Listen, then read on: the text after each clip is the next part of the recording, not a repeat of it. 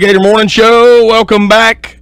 Said we wanted to do some dad shout-outs on the air and have folks, comment on how awesome their dad is. And I've got somebody on the line here. Do you want me to read this thing that you sent, or did you want to read it? You can read it if you'd like. It'd be all right. Okay. Well, I'll read it, but it's from you, right?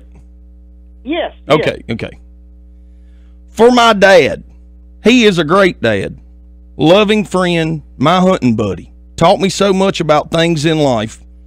Always had confidence in me. Supported me, taught me what hard work is. Words can't say what my dad means to me. I love you, Dad. Now, here's the cool part about this particular shout-out. That shout-out was intended for my grandfather because the person that sent me that is my old man. What you doing today? Well, I just got through eating my breakfast, and I'm getting ready to go outside and finish up my building. Yeah, you've been building a shed so you can get rid of that carport to keep your lawnmowers under, right? I just got to have some more room. That's what it amounts to. And Well, it's finally a pretty day today to do something. How far? I got the day off, so I'm doing it. How far along are you? Do you got the 10 on the roof yet?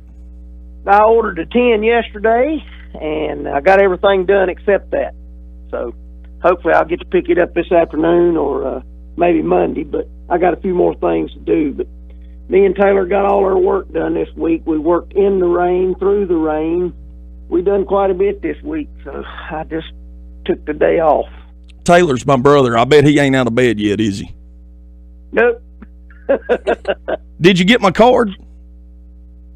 No, not yet. Mama ain't been to the post office, I don't think. Well, I guess I ruined that then, didn't I? Asking if you got Oh, his no, card. that's okay.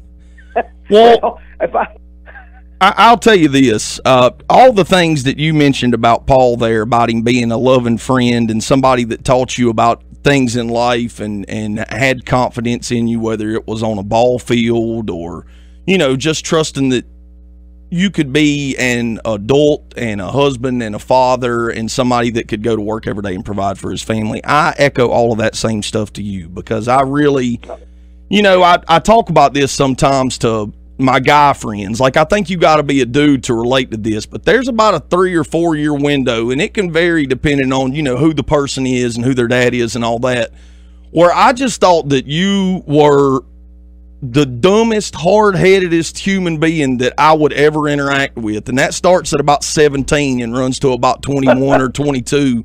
And for all the knockdown, drag-out arguments and fights over stuff that really I can't even remember what the basis of, something happens to you, and it happened to me at 24, 25 years old, where I'm like, oh, man, that dude that I thought was the dumbest, hard-headedest person on the face of the planet is actually the wisest, smartest human being that I'll probably ever run up on. And I am very appreciative of that. From the times that you were, it's weird now that Nora's so young that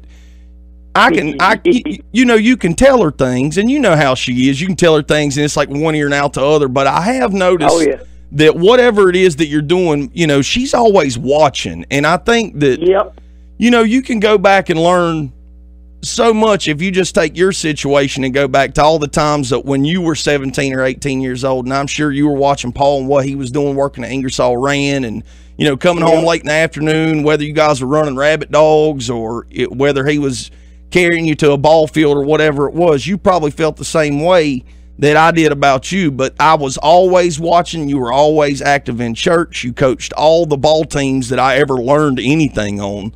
And you taught me how to hunt. I remember going fishing. I was telling somebody the other day about going to Tomalek and that crappy old blue boat we had and how we used to crappie fish on Saturdays. I'll never forget that stuff, and it's stuff that I want to pass on. And I did just want to tell you today how much I love you and appreciate you, because I know sometimes as guys we don't talk openly and freely like that all the time. And I know it. The older that we get too, especially the people that I work with,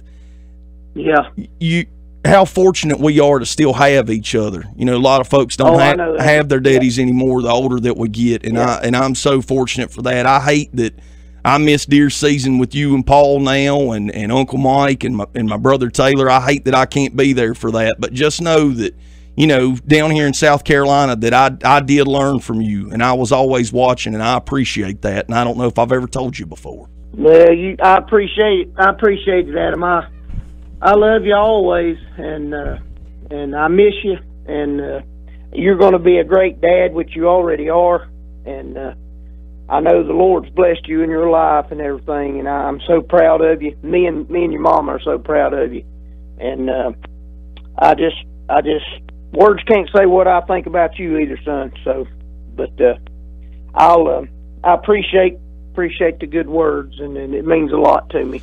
Yeah, and, tell Nora and Corey hello, and tell her I hope the tooth fairy's good to her. Well, listen, it ain't popped out yet. They was over there throwing a massive tear fest, dude, and the tooth is like barely loose. That thing's probably got like 8 or 9 months of life left in it. Dude, I'm dead serious. I'm dead serious. There's no way, like, she don't eat regular food. I could solve the whole thing. I told Corey last night, I said, you know what we need? We need to shuck some corn and give her a cob and just make it get to work, you know. Yeah, that's a good way to get it out, corn on the cob. Right. Well, listen, before I go here, what are you guys doing this weekend? You going down to Paul's? Y'all doing a cookout? Like, what's the deal? I don't know. I really don't. Mom and Dad, you know, this virus thing going around, they've been pretty much staying home. They get a lot of takeout, and when they do go to the grocery store and stuff, they're wearing a mask. I don't know. It's one of these spur-of-the-moment things now, because, you know, and it's hard to be, you know, you don't want nobody to get sick and everything, but, you know, I hope we do something together. I mean, well, Father's Day weekend, and shout out to all of the dads. Well, listen, I'll call Taylor. We'll make him do something. I know he don't know how to cook nothing, but he can run a toaster oven and you know, at least make you a Totino's or something. Yeah, that'd be all right. Get you some Hunt Brothers from up here at the store, and y'all can have pizza maybe. Yeah, that's the best pizza anyway. Hey, well, listen, I'll tell you what we'll do. We'll Skype. I'll get Nora on Sunday after we get home from church, after y'all get home from church. Okay. But I just wanted to give you a shout and tell you that I love you, and I'll text Paul too and tell him. But I appreciate you sending that this morning. That was awesome. You're welcome, bud, and I love you very much, and y'all have a good day, and I'll check with you Father's Day. Yeah, or later this afternoon. I love you, Daddy. I appreciate it. Okay, bud. Bye-bye. All right, bye. My dad. What a great dude. You just do. You go through this weird thing where you just think your dad's the dumbest dude on the planet. I don't know why, as guys, we're wired and so hard-headed like that, but it is 100% a thing, and then you just all of a sudden learn that man right there I just talked to, he was awesome. Happy Father's Day. I appreciate you a whole lot.